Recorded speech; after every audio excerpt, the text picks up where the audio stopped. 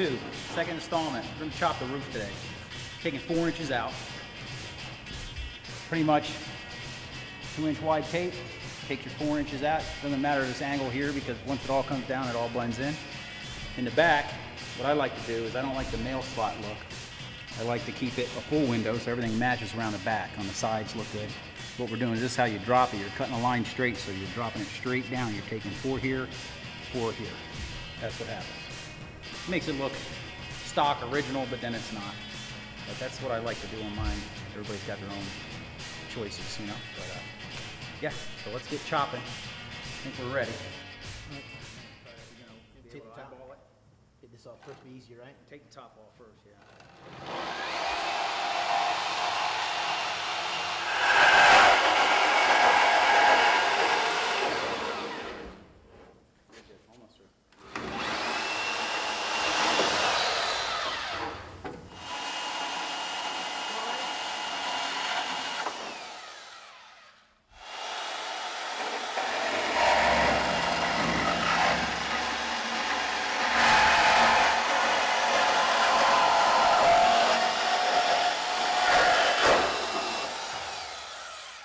We need to save these because these are going to be the extensions back in here when we have to spread the roof.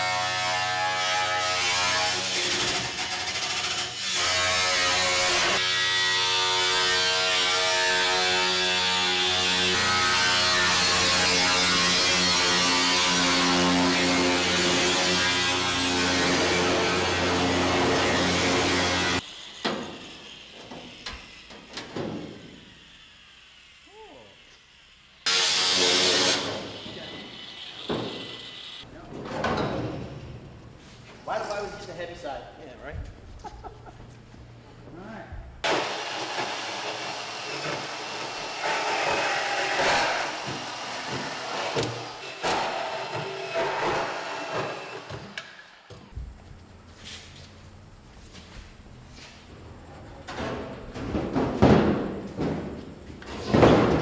What we're going to do is cut this roof somewhere in here, slice it there, and come across here, and then cut it straight off here. What that does, to move these pillars up to here, meet the pillars up, you cut it, you slide it. And that'll give you, keep it nice and straight, keep the roof in line. And then we got to fill in probably about an inch. We'll be missing in here, an inch in here. And then back in here, to get both sides done, this gets all finger cut, or relief cuts, yes. And then that will shrink together. And the same on this side here. Same with the other side. And the doors are a whole nother bunch of chopping and cutting. How'd you learn to do this, Tom? You got a grinder Just on his 3rd birthday. Yeah, I got a grinder on my 3rd birthday. No, my dad was a mechanic back in the 70s, taught me all this. Always building dune buggies, hot rods. Restored a 29 Model T pickup with my father when I was probably 12, 13 years old. And then built jacked up 4-wheel drive limos and stuff over the years, 4-wheel drive trucks. And then I always had a passion for an old school hot rod. Ended up building one about 8 years ago and took it to a show, and I was probably the only rat rod back then. I didn't know it was a rat rod. I called it old school hot rod. And I took it to the car show and won first place and kept winning trophies and a big gathering and stuff like that. Totally blew me out of the water, and they liked what I did. And slowly but surely, everybody kept asking me to build something for them, and now it's turned into a hobby. It's turned into a kind of a big hobby. But yeah, that's it. Always been in arts, taking models apart when you live up in the Pocono Mountains up in Pennsylvania and winters, and putting a lot of models together. And that's pretty much where you learn it. So yeah, just a big man's hobby, or toys now. So worked out pretty good. All right, so this is the piece of window that we cut out of the door, and it's short right here. So this is the little section that came out. It's got the notch in it for the window and everything on the inside. So what we're gonna do, we're gonna split this here and we're gonna separate this forward. And what we cut out of the bottom, we're gonna move to the top, fill this in, little weld here, little weld here, and that'll keep everything in line, just as if it was factory all the way around. That's how we stretch out the window piece. Simple. Yeah, the tools we're using, it's a Portaband Milwaukee. Compliments of my brother-in-law.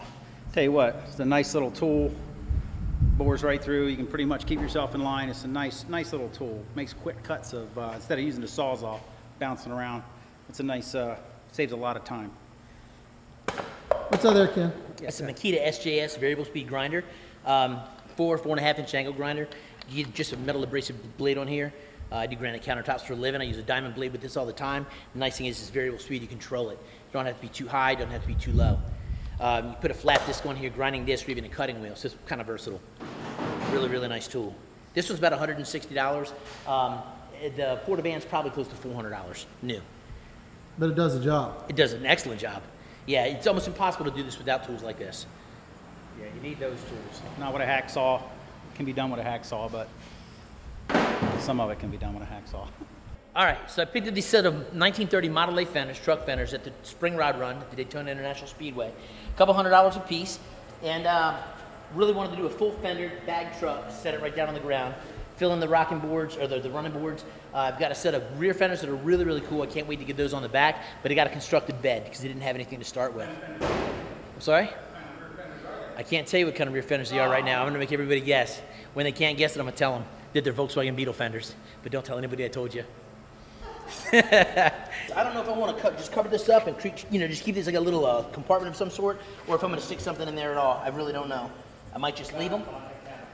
I don't know. Haven't given that one much thought. What do you think we should do with that hole? This hole. This hole. That hole. Both sides. Matching holes.